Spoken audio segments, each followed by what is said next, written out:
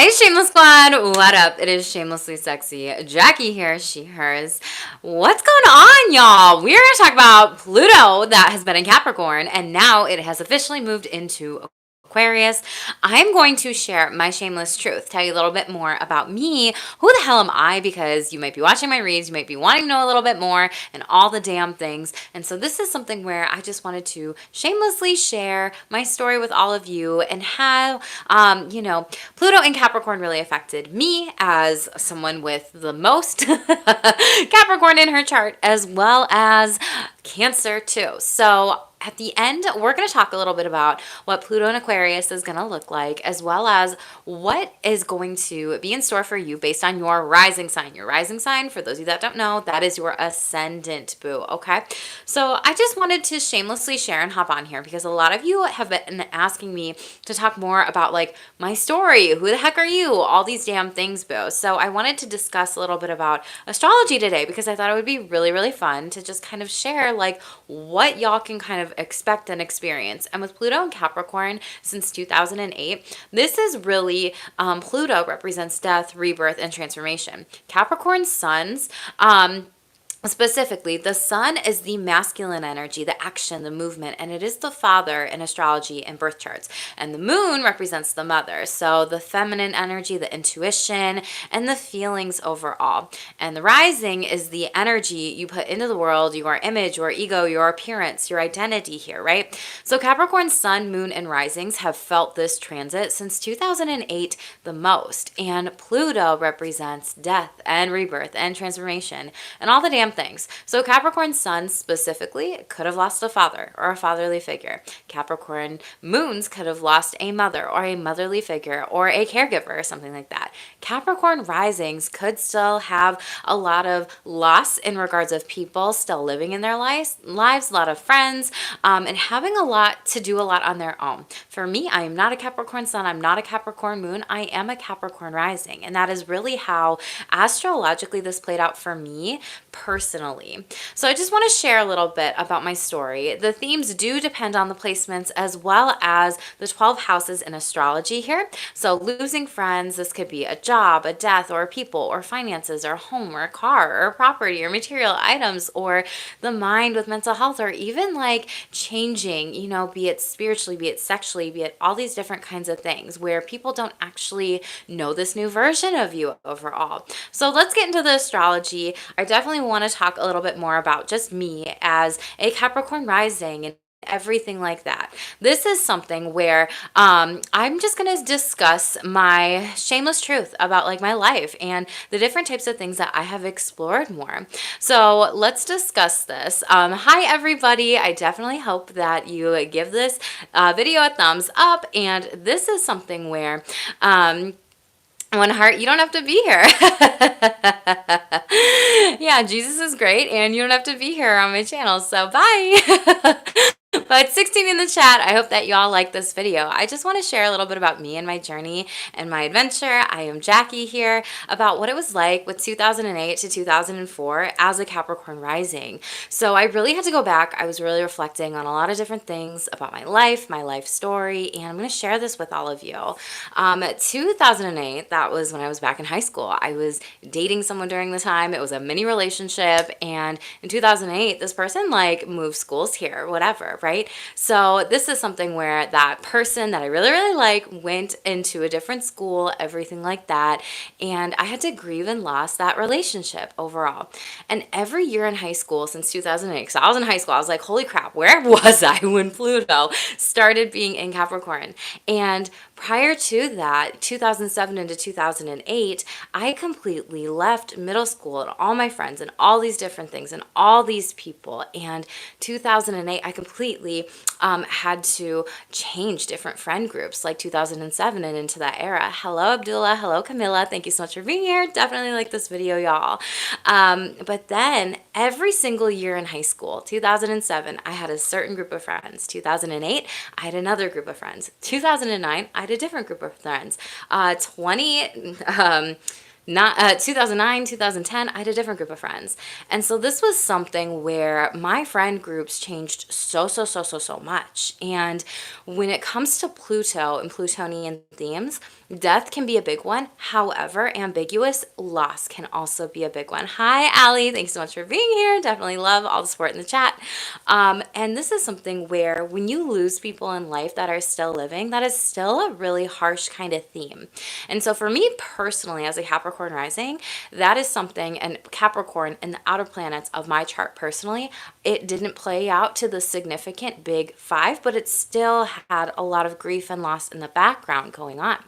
In 2010, this is also a different change here, right? Like I go from high school into college, and I was planning on doing the 4 years in undergrad. That didn't happen because why? Your girl failed a math class over here, and it was like, you need to take this class, and we're take this class, and we're take this class, in order to graduate. So it was like one of those semesters where you couldn't take the remainder of these classes in order to like get college done and over with. So your girl was a super senior. So that is also death of a dream here as well. So very Plutonian themes. Hi, Alex. Thank you so much for being here. Definitely give me the thumbs up like. Hello, everybody. And so when it came to my undergrad in college, that was something where I had this dream of doing it for 4 years and it took me 5. So again, death of a dream that you think that you might have with Pluto, right? And throughout my undergrad, I was in a sorority, y'all. What up? Delta Zetas represent. If you know, you know. Legally Blonde was actually based off of that movie, Delta Zeta, in case everything like that. You didn't know that, but when it comes to this, like even in undergrad within my sorority and the groups of women and the people there, I never hung out with the same group of people over time. And Pluto, it was something where I literally switched up the different people who I was friends with practically every single year. And I learned a lot of lessons about how important it is to also learn about more people and rather than be cliquey with one type of group or anything like that. So people also, cut off relationships with me as much as maybe I did with them. If I did something that could have been the death or ending of that friendship, right? And so you learn a lot about relationships with Pluto with these different types of essences and tones underneath it. In 2012, I was dating another person during this time and I broke up later with that person because they cheated on me. And I thought, wow, I'm going to see this person. We're going to, keep dating. And I thought that was going to be a dream of mine and that didn't happen. And so you go through grief and loss with that in particular, right? Later on, like I had one more year, like my 5th year, super senior, y'all, when it comes to graduating in college. It took me 5 years, so what up? Don't give a fuck energy, right? And I really had the time to just more so enjoy the school, enjoy the community. And over my 1 year, my identity completely changed because Capricorn rising, that is impacting your first house, ego, identity, the body, all these different types of transformations here. And let me get into that in a moment. Hello, Alex. Thank you so much. I appreciate you. And thank you for the heart, Chris. This is something from 2014 to 2015. I actually lost 65 pounds here. Okay. So I'm like 5'2" and 3/4 because those 3/4 count, y'all. Yes, they fucking do. And I was 195 and I had been fed up. I had gained, more than the freshman 10 over my 5 years in undergrad or 4 years at this point. And before I started school that summer for this last year of 2014 into 2015, me and 3 of my sorority sisters that really wanted to lose weight, we wanted to lose 20 pounds by Christmas. And it was like August time frame, like mid to end of August. And we said, let's do this together for accountability. And I was so serious at this time. I was like, I'm ready to do this. I'm happy that we're going to do accountability groups, right? There was a group of all 4 of us, including myself here, and they were not as serious at this time. And in psychology, we talk about the stages of change here. And a lot of people are pre-contemplating, but they're not actually ready to move forward and take action. It's just like, no, you're still in the thinking mode of this, right? And so I did this alone. And this was something where, again, like I thought I was going to go through this adventure for weight loss and health and wellness with my good sorority sister friends during this time. And that just didn't happen. And so for me personally, I've really had to learn to stand on my own 2 feet. And if there's a goal that I want, like I cannot depend on other people as much as I need to depend on myself here. And so I had to really learn to be disciplined, to be self-reliant, to really show up every single day for myself. And I wasn't doing any like crazy workouts or anything like that, y'all, in the beginning. Like I would be doing my walks, I'd be doing ab crunches, I'd be doing push-ups, I'd be doing toning, and I would also be doing a lot of shakes as like weight loss, meal replacements, but like eating more meals throughout the days, but like smaller. And that's what my body really liked. And I had noticed like, wow, I'm really losing some weight here. And slowly but surely, I lost that 20 pounds within 4 months. And it felt so freaking good. And the women there that really wanted to do this with me weren't just ready to do things with me. And that's fine. Everybody's on different timelines. And so, again, anybody that's watching this, like if you have a goal and you just need to hold yourself accountable to it, just do it. So, 2014 to 2015, the following fall, by 2015, I had lost 65 pounds, y'all. It was amazing. I was doing different types of Zumba. I was weightlifting at home. I was exercising. I was going on long walks in the summer. And for me, when I'm like sweating a lot and I'm hot and I'm in the sun, my body just naturally does not crave big meals. And so I lost more weight during this time. And it's because I was consistent. It's because I was disciplined. It's because I showed up for myself every single freaking day. And this is something where I would count, calories, my macros, everything like that. And throughout this process, a lot of people shamed me. The women that wanted to lose weight with me, they said nasty comments. They said, wow, are you going to stop? Like, wow, you look great. Like, wow, go eat a cheeseburger, right? And so this is not for me to say, woe is me, pity party. No, absolutely not. I think they all didn't know how to react or respond to me in a way that was really supportive and empathetic of my experience in this. And sometimes people will say things out of hate because they hate where they are at in life and they want to look at you and they are sometimes jealous of you with where you are at in life. And there's too much love in this world to even tolerate those types of comments or negativity. And so I like brushed it off at that time and I was like, no, I want to continue to be healthy. And it was just very beautiful. And so then during 2015, so that was a big change with my body as a Capricorn rising, right? Throughout this whole 2008 through like 2016, 17, that is probably the most time that I've ever dyed my hair, changed my appearance with my tattoos, and really like changed some stuff overall. I mean, even till 2024 now, y'all, like I'm getting a new tattoo on Thursday here and I'm super freaking excited because it just represents this astrology and this death to rebirth energy that like I'm stepping into here, right? And so in 2015, I also, have been working with folks in undergrad. I was doing an internship and working with folks with sexual offenses. And this is something where I love my internship. I'm learning so much. I never thought I could learn so much about sexual trauma and have it make so much sense to me. I don't want to go to grad school anymore. I want to find a job here and I want to help people in this field and industry, right? And, if you want to be a therapist or a counselor, like you need that master's degree, right? And so for me, I was like, oh my gosh, like I started applying to grad school and then I stopped. So it was like death of that dream, right? And then before you knew it, that summer, the head of the department for my graduate program reached out to me and was like, oh my gosh, do you want to come? Do you want to come and interview? We will waive the application process and everything like that. I saw you previously applied here. And now I was like, I have to do it. I have to do it. I want to do it. This is an opportunity. So that was like death of one dream, but then a rebirth of this old dream that I had. And it completely changed and transformed my life here, right? Death, rebirth, transformation. That is Plutonian energy and vibes here. So 2016, I was in a relationship during this time too, through like 2017-ish. And I also broke up with that person. And I also realized, to realize who I am with now, it was a very divine connection because we just celebrated our 7-year anniversary, y'all, 11/11 in 2017. And even during this time of, moving from high school to undergrad, like I don't talk to I didn't talk to friends from high school anymore.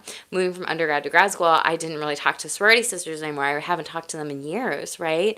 And so I really have been changing my identity with even friendships and groups of people and people that, I feel aligned to socially as well here. I will say, however, though, you go through a lot of changes relationally, and I feel like Pluto is kind of sneaky and mysterious in that way. We don't always look at that when it comes to relationships, and there's a lot of themes there, and that's why I want to share this. But yeah, like grad school classmates, aside from one person, like I maybe two, three people max, like I haven't seen or connected with in years. And so there's also this transformation of my relationships and with ambiguous loss here and some changes, right?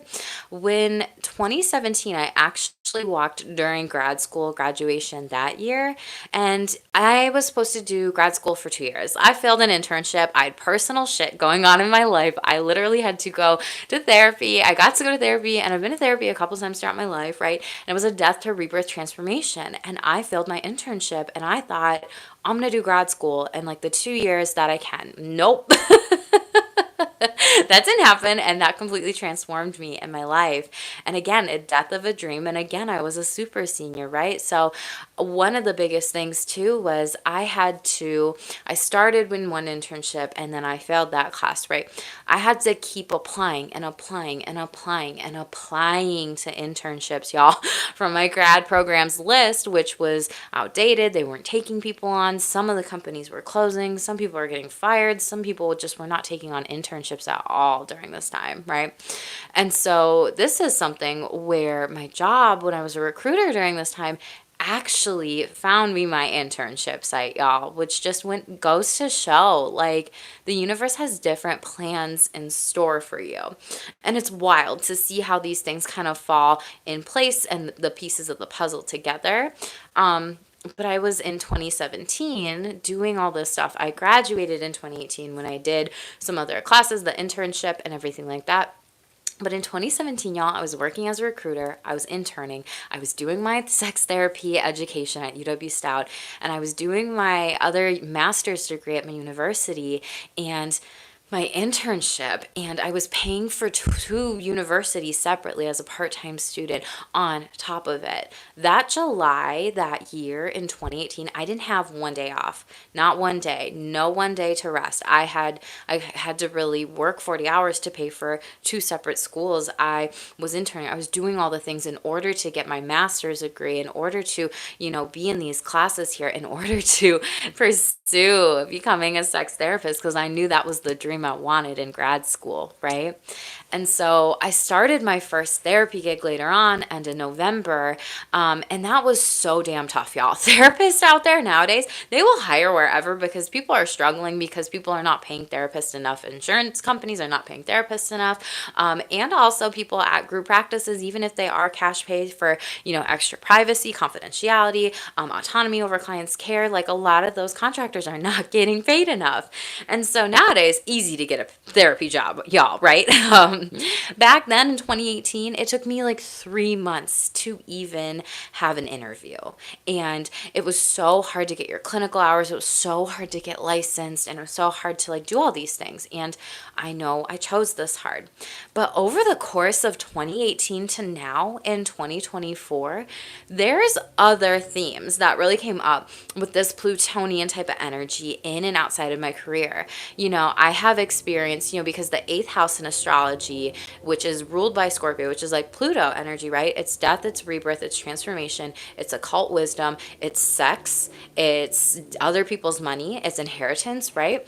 And so I had also experienced throughout graduate school and different areas, because I'm a sex therapist, people think I could get sexualized and that I would tolerate it, right? Which is not the case here, y'all. If you or anybody is being sexually harassed out there, make sure that you report it, do whatever you can to protect yourself here, right?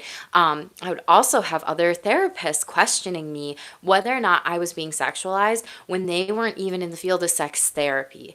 So they don't even know like half the shit that people have the audacity to send you. Like, it's intense, y'all. And so they would rather question me, the therapist, than what the person sent to me. Isn't that messed up? Like, I think that's effed up. So, and this is something where I've lost two friends because of this, who are therapists, who need to go do work on themselves. And it's not about me when they want to question me. Typically, y'all know this. Like, when people are projecting, it's about that person rather than you at the end of the day. Um, from 2018 to 2020, this was prior to the pandemic starting. In that January, like I remember I had like 120 clients on my caseload. I had a client complete suicide. I went through a lot of ambiguous loss. A lot of therapists say don't talk about that, like be a really hush hush. And it's so weird as a therapist because nobody tells you how to handle this. But then even if you talk about those things as a therapist and everything like that, like people will shame you, like, oh, don't go to the client's funeral, or oh, like, oh, you can't do that. And it's just so toxic, the responses that you get from people. And then also on top of that, I had a lot of clients get mad and upset with me that my schedule was changing because I was grieving the loss of a client here. And this is something where nobody really tells you how to handle this, and nobody really discusses, what you're going through when it's something personal and also professional, and you just have natural, like, less availability. Like, you have to take care of yourself first before meeting with other clients, right? During this time as well, my mom was diagnosed with breast cancer and was going into chemotherapy. So I'm like, oh my goodness, mom's got cancer, client is dead. I am legit burnt out as a therapist, and we're in a pandemic. What the hell happened here, right? So I'm like, all right, Jackie, we got to go back to therapy. And this was something for me during COVID. As a therapist, my friends didn't understand it when I didn't want to see them. I didn't want to connect as much. I didn't want to do things as much because of the safety of being we're in a pandemic. And so during this time, there were people that were kind of pissed because I had really strong and firm boundaries on this. But I'm like, I'm protecting the people I love, but not doing as much here, right? And this is something too in 2020, 2021, because this is the time of my first spiritual awakening. I'm not going to get into that as much, but that was something where at I did a different live on that. So if you want to come back and watch those videos and stuff, definitely invite you to do so. I talk more about that. But this is when my values and belief system like really changed here. So Pluto has this power and effect to completely kill off old versions of yourself. For those of you that don't know, I was born and raised Catholic. I was baptized. I did my first communion. I did the whole thing in high school. I don't remember what it's called. Confirmed. There it is, confirmation. And in 2008, I stopped believing in the Catholic faith. So again, death of some sort of belief system or religion here, right? Like this. But then I went from like being Catholic to being atheist to being agnostic to going to a spiritual awakening. So you're like, oh my gosh, you've changed so much. And it's like, well, when you're growing and personally trying to explore different things in yourself, like you're naturally going to change here, right? Then in 2021, I definitely had a lot of boundaries regarding, going out during COVID, and friends didn't understand, like, no, I'm not going to your baby showers. No, I'm not going to this party. No, I'm not going to restaurants. No, I'm not going to malls, because like I also had my mom's health to think about. My dad was also her caregiver during that time and still is to this day. And so one of the biggest things is it really forced me, this Pluto, really impacting my rising sign and other placements in my chart with Capricorn the most. I felt it, as well as Cancer being the other sign that dominates my chart. I felt it, y'all. I felt it so much where people didn't even have the respect to try to understand what it was and why I was doing what I was doing. People didn't get it. And because a lot of these friendships didn't get it, and because a lot of these friendships didn't even ask me how I was doing during COVID, or how I was doing with my mom's health, or how I was doing with these big transitions with my burnout as a therapist working during the pandemic and COVID, I'm not friends with these people anymore. So I really also grieved the loss of a lot of people in my life here too. Then in 2021, I went into a group practice. Then later on that year, like I found out I'm out. I'm gonna be my own boss 100%. And from 2021 to 2022, I'd also lost 3 of my best friends. No, they didn't die. They were people I knew for a long time. And I set and held the boundary with myself of I'm not reaching out to you. I'm not texting you. I'm not going to be the first person to pursue a friendship with you. And this is something with me being a Cancer sun. I'm a very caring and motherly person to like check in. Like even growing up in school, I'd be like, how'd the math test go? How was that science quiz? How did your project go for this class, right? And I would always ask about other people. But then I started noticing people are not asking about me. And so I'm like, okay, I'm noticing I'm more in a one-way kind of friendships here. And that's a theme for me, right? And now I'm done doing that. So I'm not going to be as giving. And this is going to be a dead end at that point, and that's okay. And again, death. And also, I had to grieve those relationships, right? And I was talking to somebody over the past couple weeks, and they were telling me, ambiguous loss sometimes is harder than death and dying because at least that person is, their physical body is gone, right? Their spirit, their soul, they might live on depending on what you believe in. But to know that that person is still alive, still in your city, still in your town, still in your state, still in your country or nearby, that's sad because it just so shows such a lack of effort on relationships. And so I really had to learn the lesson of don't be so giving anymore. Don't. And only give to friendships and relationships that truly give to you and are these healthy two-way streets going back and forth here, right?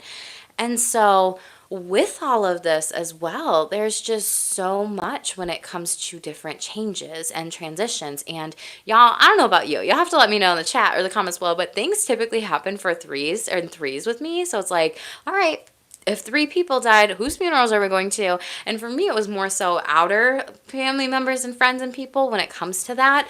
And it was a lot more of like 3 really close friends that I no longer have. And every single year consistently, no lie, y'all, like I've lost 3 friends, 3 people that have been living and that just have not been an active friendship. And that's fine. Like maybe that's as far as our relationship or friendship was meant to go. And sometimes people are here for a season and that's the reason. And so that's something that we can always cherish and enjoy and be grateful for, and also hold ourselves accountable to the boundaries that we set and we hold in relationships in the future too. Hi, Tito. Thank you so much for being here. Thank you all for the 10 likes. I appreciate you.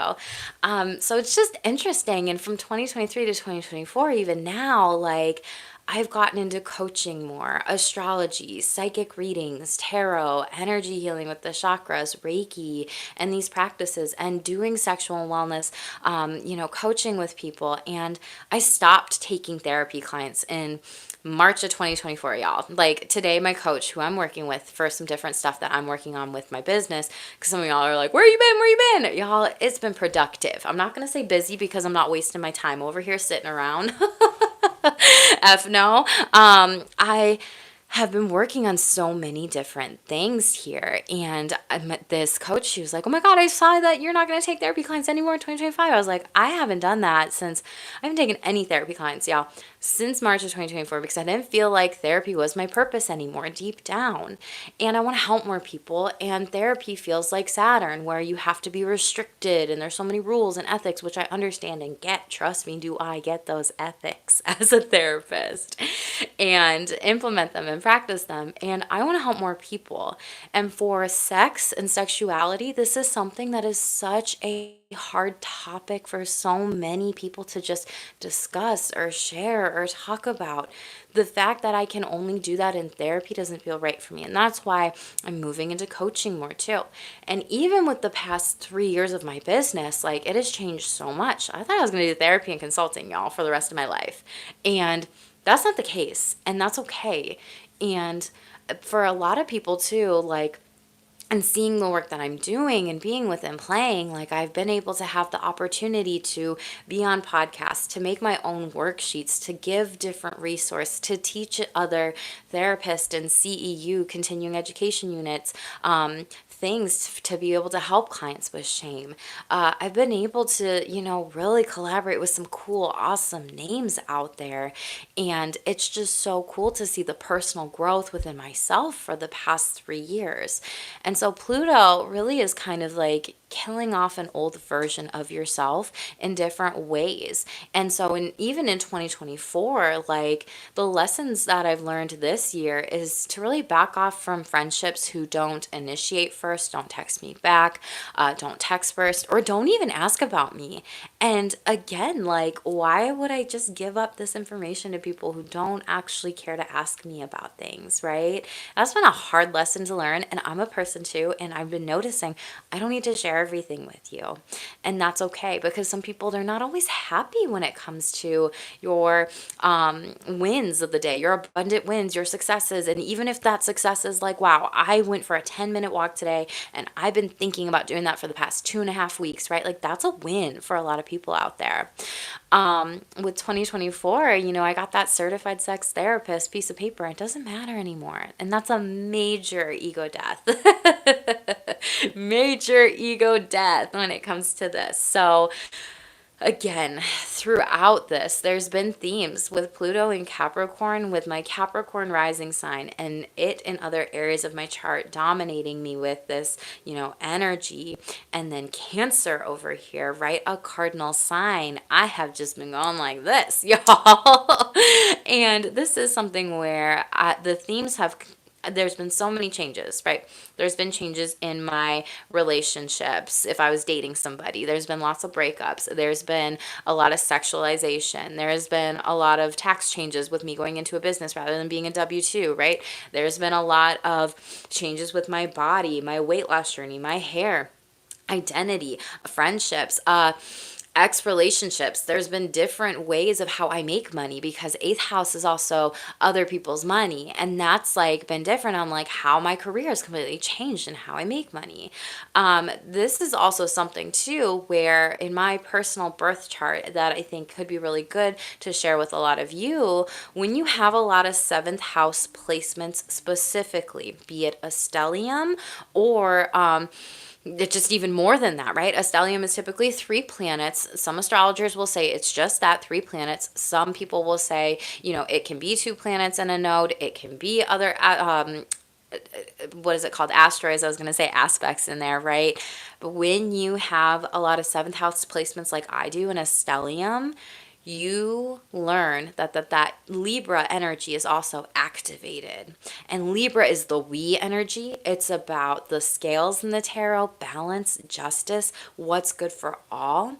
And what I learned was some people were karmic mirrors to me of like, Jackie, you need to learn this fucking lesson. And you may not like to hear this. You're gonna though. And although you don't want to maybe learn or hear this lesson now, you're gonna look back at this a year later and think me, even if we don't talk, even if you don't like me, that this was a good lesson for you to learn.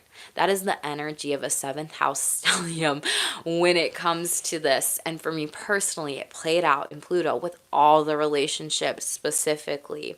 And now when I had learned those things and integrated my shadows and integrated how I wasn't being a good friend in different types of situations or scenarios, people calling me out for that shit, even if I'm like, oh, I'm glad that we could have honesty here. And now I understand. I would rather have you have these hard conversations with me about how I hurt you, how I did you wrong, how I harmed you, rather than run away from the situation here, because I'm not a perfect person and I have growing to do here as well. And I'm never done growing, y'all. And I still believe that to this day. And so when you integrate those lessons and you work on yourself personally over time here, right, you then flip the energies where you tend to be the karmic mirror to other people. You tend to be more honest with them. You tend to not people please, because that is a Libra shadow of the 7th house, right? And depending on who's the ruler of your 7th house and what placements are there in your chart can impact the energies. However, it does carry the 7th house themes here, okay? That was something where you integrate the lessons, then you become that karmic mirror for other people. You don't repress, you don't suppress, you don't people please, you don't just keep a face on or whatever. You don't talk shit behind people's backs. You start saying it to their face. And because of that, some people don't like it. People don't like it when you're honest, and people don't like it when you're shameless here, okay? So this is one of the things where I noticed that, oh my gosh, this was a lot of life freaking lessons that I'm learning here. And from other people, and me also teaching that to other people. And that's just a general theme if that is in your birth chart specifically. And that was something that I just wanted to share because this is very different as a Capricorn rising in the outer planets, again, with just my lived experience about how astrology and Pluto in Capricorn affected me personally and professionally in many different areas of my life. This is where I had to do a lot of growing and personal growth, and also learn how to stand on my own 2 feet and be very independent in things that were really freaking hard. I had to confront different conversations, and confrontation is not a bad thing. It is managing conflict here. It is managing hard conversations, and it is managing, stress and anxiety, and not like having to people please or feel like I can't tell this person something, right, or that they're going to shame me. Call out the shame shamelessly, y'all, right? So this is something that I wanted to share with all of you. What's going on in the chat? Tito, love that you love this everyday homework for the rest of your life. It really is. It really freaking is, And Tito, it's when you mentioned that because like a friend and I were talking, and they were like, oh yeah, I hate it when people like talk shit about people online just with what's going on nowadays and whatever, and technology is such a right there resource, right? And I'm like, yeah, and I think there's a difference between talking shit and speaking the truth and standing up for yourself. And I told this person because my Bali episodes with Paya came out today, right? And if anybody watched that, like, it was a shit show. Like, get your popcorn. We had to do a 2-part episode. Part 2 comes out tomorrow, so definitely subscribe and like this video and turn the notification bells on, y'all. But I was like, Paya and I are coming from the sense of we want to talk about how we experienced shame and complex trauma on this retreat. And we had given this person feedback on the retreat in Bali. And so I'm like, I said this to my friend. I was like, when you watch these episodes, you'll have to let me know what you think. And if you think I'm like shit talking. And that's something too, where it's like, I am open to that feedback here, right? Like, I'm not perfect. And this is something where the intention is not to shit talk. The intention is to share with people how ethically and morally what we experienced was not right, okay? And the impact could look differently. And that's the hard part with people on social media nowadays too. And Chris says, me too. So proud of Jackie's accomplishments. Keep shining and keep going. I appreciate you. Let's talk about Pluto and Aquarius, everybody, because that's where we are at. So I Googled this morning. Pluto moved into Aquarius, and they gave me like New York's time. So I was like, crap, I have to do math here.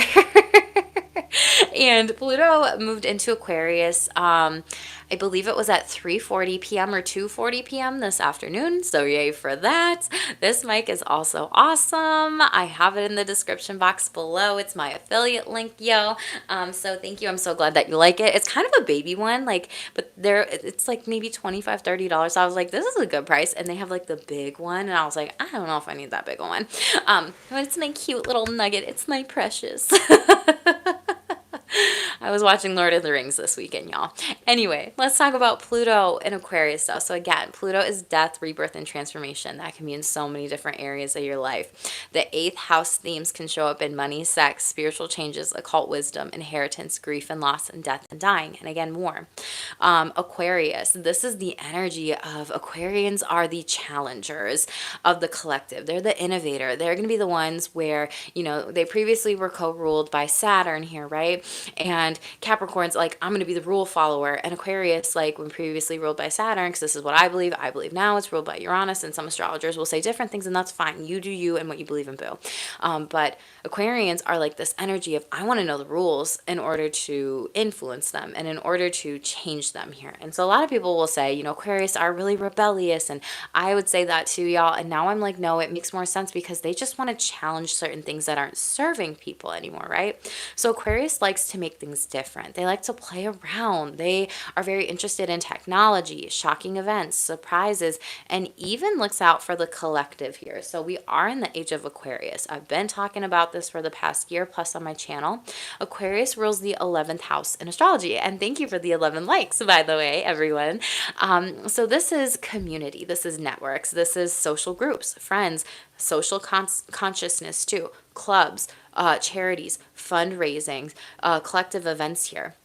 And what Pluto and Capricorn showed us was major CEOs and corporations get really greedy and getting exposed here. We had layoffs within companies, the job market not being the greatest here, right? And things kept being done the traditional way to serve the people at the top here. And now times are changing with this. Governments, banks, and business structures were completely changed during these times. People were climbing to the top in order to get more money because it was more power and more greedy energy. We faced America's financial economic crisis during this time. It's 444 where I'm at also, y'all, during 2008 through 2024, like over this history, right? There was lots of toxic transfers of wealth and power and protecting social image here. And we were told to grow up or mature faster in regards of where you worked and relationships you were in, or even like Capricorn specifically had to grow up really fast during these times or grow into these new roles, these new identities, everything like that. I know my Capricorns will resonate with that. And also take responsibility for choices and actions because it is ruled by Saturn, the planet of karma, as well as institutions, bosses, schools, or educations that are wanting this for other people. So this is what Pluto in Capricorn showed us. Now, when it comes to some things as well, I know a lot of astrologers out there, this year they were talking about how, or in the past couple of years, Pluto was in Aquarius for a little bit. We got a taste of that. And then it came back in Capricorn later at the end of this year. And if you are in the USA, right, like this was something where a lot of astrologers were predicting different things on the outer planets here. And I think Pluto was potentially underrated when it comes to the election because Pluto in Capricorn shows the traditional way of doing things. And we've done something once before. And Pluto in Aquarius, had it been in Aquarius, I would not be surprised if that changed the results of some things. And that's as much as I'll say about that on my channel. I just wanted to share with that. And now, though, the past couple weeks with Pluto in Capricorn, right, doing things the traditional way, and Pluto now shifting into Aquarius, people are like, with Pluto in Capricorn, people thought, oh, I'll be protected, I'll be good, my image will be okay. If I voted a certain way, people won't be upset with me. And now people are getting exposed and mad, y'all. In the therapy field, y'all, the therapist Facebook groups are going buck AF. And there has just been so many different things around that with opinions and things of that sort here. But now what Pluto in Aquarius is it's more about the we energy. It's more about the collective here and the people who voted in a way that didn't support the collective, that wanted to take away people's rights. They're getting exposed. And people are already getting their karma in 2024. And people will be getting their karma in 2025. And depending on where Pluto is within the 12 houses here, it's going to be the number 9 numerologically, where we're closing things up, we're cutting people off, we're getting rid of toxic job settings, whatever, because Pluto in Aquarius is going to show us a lot of different things here. Yeah, I have Aquarius in the 7th and the 8th house here. I got rocked. Yeah, that makes sense for sure, Tito. You will be able to survive this, though. That was my whole point of like doing this video. Like, I went through a lot of the hardest moments in my life, and I'm still here. And I hope that this just inspires a lot of people that you could still be here and you can still do this, right? And I also, during my spiritual awakening, because I didn't want to get into that too much here, I thought I was dying. Seriously, I couldn't get out of bed. I didn't have COVID. I didn't have the flu. My dad had to like drop me off food for that day. My partner was like off and working, and I could not get out of bed in 2 weeks. And that was like the next year that I had all my therapy clients scheduled, that I had everyone, for the first couple weeks. I felt so damn good, right? Going into the new year. And then I could not get up out of bed. And I literally had to like say, universe, please, please, please just let me live, please. I called out and I literally said, please just let me live. I will do tarot. I will do energy readings. I'll take a course. I will do whatever it is that I have to. Just please let me live. And I'm still here. So I just want to, put this out there for all of you, that even if Pluto challenges you a little bit, it's going to challenge you in the most incredible ways where it changes you. So let's talk about what Pluto and Aquarius will show us. We're moving into the collective energy that everybody can have abundance. There's enough for everyone. There are enough miracles, enough blessings, enough money, enough magic here, right? And this is contributing to the greater good and giving back to people during this time. We will have a lot of advances in technology and AI, which we've already seen, but it's going to happen more. I was talking about this a couple weeks ago, maybe a month ago in my reads, where it's going to replace a ton of jobs, absolutely, which could be a surprise or shocking to a lot of people, or unexpectedness. We're also going to see people come out more as queer, as poly, as kinky, as new different types of relationships, as a revolution, because Aquarius really teaches us sexually, not only sexually, but to be authentic and ourselves, and doesn't follow the norms typically. And sexually, it doesn't follow the norms here. And I hate that, because not that I hate that they don't follow the norms, right? But I hate that, like, what's normal? What's not with sex? And it's like, that is so subjective to the person, y'all. Everything is fucking normal, okay? I'm getting shamelessly sassy. But we're gonna have a lot of societal changes and transformations that benefit all people. And you're gonna see more influencers now more than ever take advantage of technology and make millions and billions of dollars, more than they already have here, right? A lot of people, you're gonna see them leaving shitty jobs, toxic bosses, corporations, settings, knowing all the information that they have and knowing that they cannot create this change within the company. So they're going to go and create their own businesses. So don't be surprised if you see a lot of startups. More people are going to be following their path with love and friendships and money and career and spirituality, and really separate their thinking from like maybe groups of people or the norm, but also understand the collective unconscious that's going on here to understand themselves better. A lot of people are going to be exploring spirituality more now than ever, and we are going to see a lot more people spiritually waking up.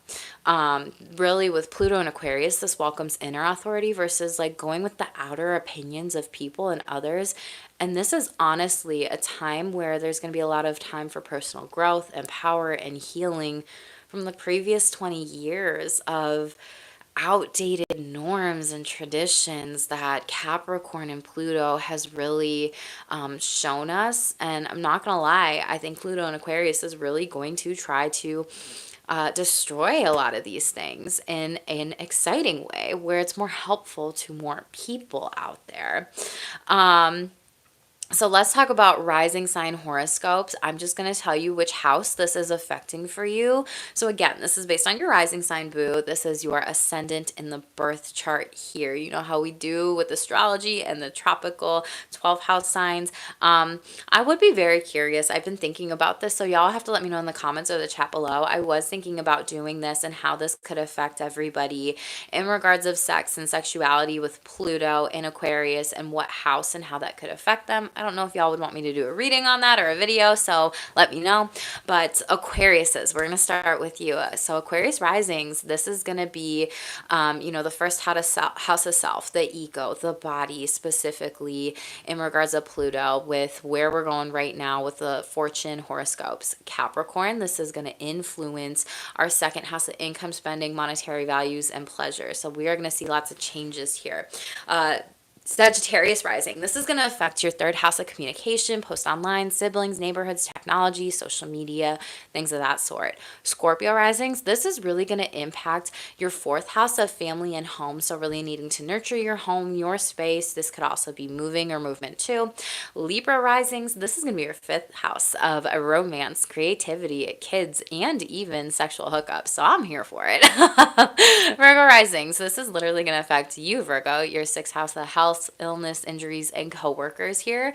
So pay attention to everything when it comes to your routines during this time. Leo risings, this is going to impact your seventh house of relationships, marriage, and partnerships. This could also be business partnerships or people that you could collaborate with, just even in any areas of your life. Cancer risings, this is going to impact your eighth house of transformation, of shared finances, investments. Again, this is that Scorpio house of Pluto, of like death and rebirth and transformation and occult wisdom and taxes and inheritance and these different types of things. Gemini risings, this is going to influence your ninth house of foreign travel, higher education, philosophy, and your overall spiritual beliefs here could really change and transform very soon. Taurus risings, this is going to influence your 10th house of career and your professional endeavors. Some of you, this could be your reputation, really building on something new foundationally, moving forward with career. Aries risings, this is going to be in your 11th house of social networks, groups and friendships. So now's the time to like put yourself out there, and you're going to completely transform and have lots of different friend groups and lots of different settings, and potentially get rid of old ones too.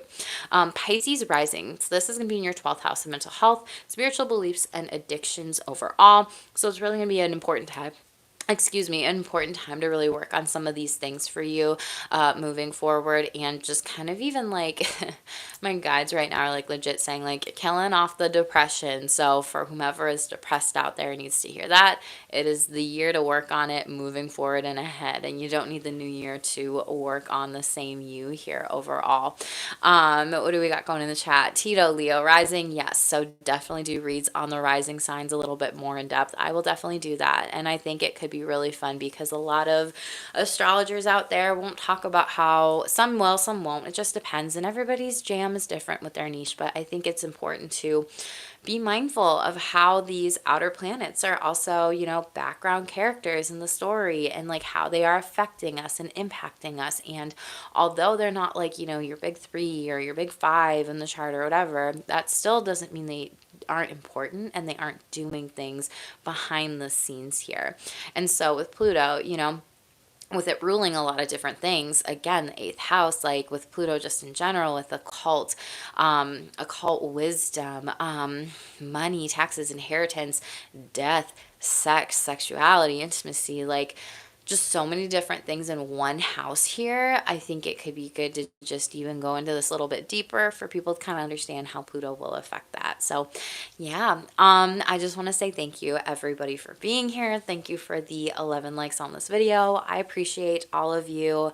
I'm completely pivoting and changing a lot of things in my business, and it's going to be very exciting and personally and professionally here. So I'm working on lots, y'all. I've got some surprises that I cannot wait to share with you once they are here, once they are done, once they are manifested overall. And I know I did 3 reads yesterday. I know Sagittarius is the next one that I get to do on my channel, boo.